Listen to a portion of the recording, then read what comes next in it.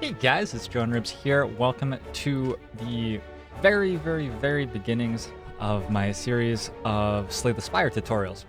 This is going to be a very simple video. We're going to lay the basics first and then start talking about more and more complicated things. I'm just going to talk about the resources in Slay the Spire. I'm just going to list them and I'm going to say like one sentence about what they do, just so that we understand the framework that we're building from to talk about bigger decisions. We have, first off, combat-related resources. These are block. We can make block.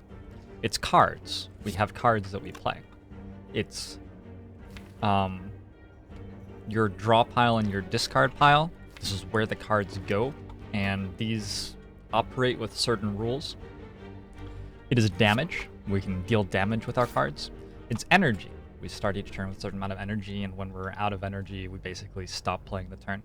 Similarly, if we run out of cards in hand before we run out of energy, that will also end our turn. So one of those two things is usually ending our turn.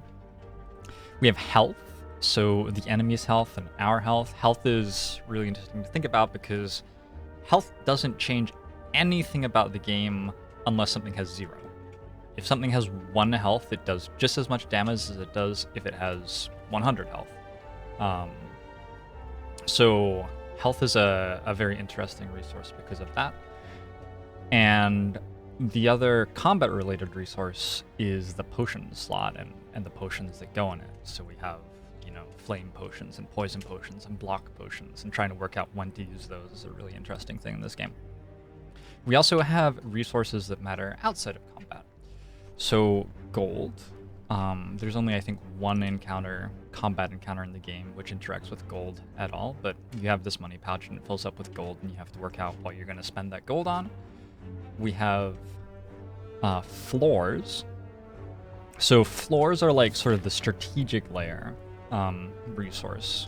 And once we get to floor 50, we have to fight like the super mega uber boss at the end of the game. So we have to be a certain strength by the time we reach floor 50. And there are, important checkpoints along the way. We want to make sure that we're strong enough to kill this boss on floor 17, I think, 16? I don't know. We have to decide as we're advancing through these floors, are we going to try to take question marks? Are we going to try to get stores? Are we going to try to get campfires? Are we looking for regular monster fights? Or are we looking for elite monster fights? And then the treasures, we don't actually ever make decisions about treasures because they're always all on the same floor. So any path we take will get the same number of treasures. But treasure is the other thing that can happen here.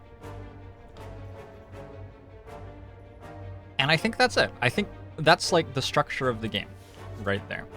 So this is what we're thinking about.